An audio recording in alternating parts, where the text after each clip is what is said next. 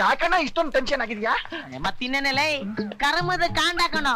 3 ಅವರಿಂದ 3 ಗಾಡಿನ 3 ಸಲ ತಿಕ್ಕಿ ತೊಳೆದ್ರು ಈ 3 ಫ್ಯಾಮಿಲಿ ಇವತ್ತಂತೂ ರೆಡಿ ಆಗಲ್ಲ ಕಣ. ಎಲ್ರು ಎಲ್ಲಿ ಹೊಂಟವ್ರಣ್ಣ? ಹಂಗಂತ ಕೇಳಿಬಿಟ್ಯಾ?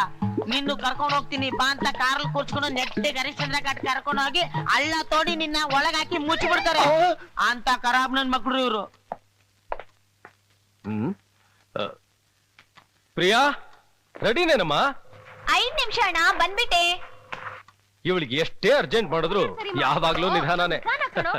ಅಯ್ಯೋ ಟೈಮ್ ಆಗ್ಲಿಲ್ವಾ? ಈಗ ಸುಮ್ನೆ ನಿಂತ್ಬಿಟ್ರೆ ಹೇಗೆ? ಹೋಗ್ ನಿಮ್ ತಂಗಿನ ಕರೀರಿ. ಅಲ್ವೇ ಅವಳು ರೆಡಿ ಆಗ್ತಿದ್ದಾಳೆ. ಅಯ್ಯೋ ರಾಮ, ಹೋಗೋ ಮಕ್ಳ.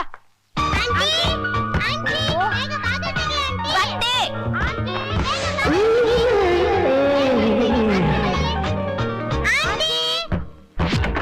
ಏನ್ರಾ ಇಷ್ಟಕ್ಕಂತ ಬಾತ್ರೂಮ್ ಅಲ್ಲಿ ಏನ್ ಮಾಡ್ತಾ ಇದ್ದೆ? ಆಟ ಆಡ್ತಿದ್ದೆ. ಸ್ನಾನ ಮಾಡಬೇಕು ಸ್ವಲ್ಪ ಹೊತ್ತು. ನಿಂಗೆ ಇಷ್ಟೊತ್ತು ಕೆಳಗಡೆ ಎಲ್ಲರೂ ಕಾಯ್ತಾ ಇದ್ದಾರೆ, ಬೇಗ ಬಾ. ಬರ್ತೆ ನಡೀರೋ.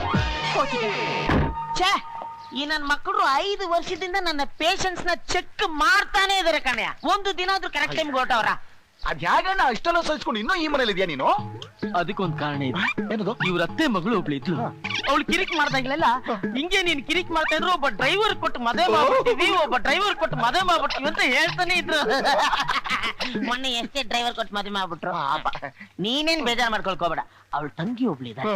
ಅವಳು ಸ್ವಲ್ಪ ಅವಾಗ ನನ್ಗೆ ಅದಕ್ಕೆ ಕಾಯ್ತಾ ಇರೋದು.